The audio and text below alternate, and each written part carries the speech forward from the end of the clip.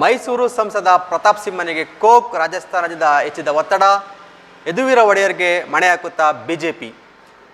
ವೀಕ್ಷಕರೇ, ರಾಜಕೀಯದಲ್ಲಿ ದಿನೇ ದಿನೇ ಬದಲಾವಣೆಗಳು ಆಗ್ತಾನೇ ಇದ್ದಾವೆ. ಬಿಜೆಪಿ ಮೊದಲನ ಪಟ್ಟಿಯನ್ನು ಬಿಡುಗಡೆ ಮಾಡಿದೆ. ಚುನಾವಣೆ ಇನ್ನೇನು 2 ತಿಂಗಳ ಹೊಸ್ತಿಲಲ್ಲಿ ಬಿಜೆಪಿ ತನ್ನ ಮೊದಲ ಪಟ್ಟಿಯನ್ನು ಬಿಡುಗಡೆ ಮಾಡಿದೆ.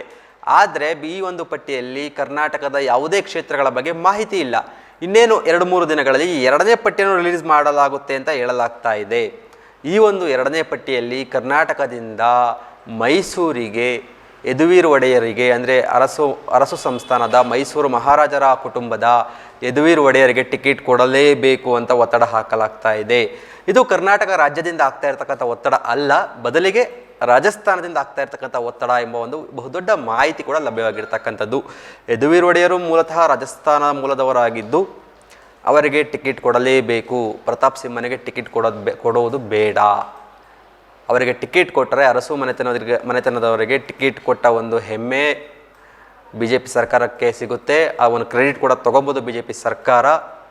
ಈ ಹಿಂದೆ ಕೂಡ ಕೃಷ್ಣದತ್ತ ಒಡೆಯರವರಿಗೆ ಟಿಕೆಟ್ ಕೊಟ್ಟು 2 ಬಾರಿ ಅವರು ಕೂಡ ಅಂದರೆ ಮೈಸೂರಿನಿಂದ ಸಂಸದರಾಗಿದ್ದರು, ಬಿ ಜೆ ಪಿಯಿಂದಲ್ಲ, ಮೈಸೂರಿನಿಂದ ಸಂಸದರಾಗಿದ್ದರು ಅರಸು ಮನೆತನದವರು. ಈಗ ಮತ್ತೆ ಮೈಸೂರಿನಿಂದ ಸಂಸದರಾಗೋದಕ್ಕೆ ಅರಸು ಮನೆತನದವರಿಗೆ ಅಂದರೆ ಒಡೆಯರ್ ಕುಟುಂಬಕ್ಕೆ ಅವಕಾಶ ಕೊಡಬೇಕು ಅಂತೇಳಿ ರಾಜಸ್ಥಾನ ಬಿ ಜೆ ಪಿ ಹೈಕಮಾಂಡ್ಗೆ ರಾಜಸ್ಥಾನದ ಬಿ ಜೆ ಪಿಲಿರ್ತಕ್ಕಂಥ ವಂಶಸ್ಥರುಗಳು ಬಿ ಜೆ ಪಿಯ ಹೈಕಮಾಂಡ್ಗೆ ಬಹುದೊಡ್ಡ ಒತ್ತಡ ಆಗ್ತಾ ಇದ್ದಾರೆ. ಒಂದು ವೇಳೆ ಒಡೆಯರ್ ಕುಟುಂಬಕ್ಕೆ ಅಥವಾ ಅರಮನೆಯ ಸಂಸ್ಥಾನಕ್ಕೆ ಟಿಕೆಟ್ ಕೊಟ್ಟ ಪಕ್ಷದಲ್ಲಿ ಕೇವಲ ಮೈಸೂರು ಮಾತ್ರ ಅಲ್ಲ, ಮೈಸೂರು, ಮಂಡ್ಯ ಮತ್ತು ಚಾಮರಾಜನಗರ 3 ಕ್ಷೇತ್ರಗಳಲ್ಲೂ ಕೂಡ ಒಂದು ಪಾಸಿಟಿವ್ ರೆಸ್ಪಾನ್ಸ್ ಬರುತ್ತೆ. ಅಂದರೆ 3 ಕ್ಷೇತ್ರಗಳು ಕೂಡ ಅನುಕೂಲ ಆಗುತ್ತೆ. ಈ ಒಂದು ಕಾರ್ಡ್ ಪ್ಲೇ ಮಾಡಿಕೊಂಡು ಮೈಸೂರು ಸಂಸ್ಥಾನದವ್ರಿಗೆ ನಾವು ಟಿಕೆಟ್ ಕೊಟ್ಟಿದ್ದೀವಿ ಅನ್ನೋ ಒಂದು ಕಾರ್ಡ್ ಪ್ಲೇ ಮಾಡಿಕೊಂಡು 3 ಜಿಲ್ಲೆಗಳು ಆಡಳಿತಾತ್ಮಕ ದೃಷ್ಟಿಯಿಂದ ಬೇರೆ ಬೇರೆ ಇರಬಹುದು, ಆದರೆ ಭಾವನಾತ್ಮಕ ದೃಷ್ಟಿಯಿಂದ 3 ಜಿಲ್ಲೆಗಳು ಕೂಡ ಒಂದೇ ಜಿಲ್ಲೆ ಅಂತಲೇ ಹೇಳಲಾಗುತ್ತೆ. ಅದ್ರ ಜೊತೆಗೆ ಆ ಪಕ್ಕದ ಹಾಸನ ಜಿಲ್ಲೆ ಇರ್ಬೋದು, ಅದು ಕೂಡ ಒಂದು ರೀತಿ ಮೈಸೂರಿಗೆ ನಂಟಿರುತ್ತೆ. ಆದರೆ ಇಲ್ಲಿ ಮುಖ್ಯವಾಗಿ ವಿಚಾರ ಏನಂದರೆ ಮೈಸೂರಿಗೆ ಅರಮನೆ ಸಂಸ್ಥಾನದವರಿಗೆ ಅಥವಾ ಅರಮನೆ ಕುಟುಂಬಕ್ಕೆ ಒಂದು ಟಿಕೆಟ್ ಕೊಟ್ಟ ಪಕ್ಷದಲ್ಲಿ 3 ಜಿಲ್ಲೆಗಳಲ್ಲಿ ಅಥವಾ 3 ಲೋಕಸಭಾ ಕ್ಷೇತ್ರಗಳಲ್ಲಿ ಆಟ ಆಡಬಹುದು.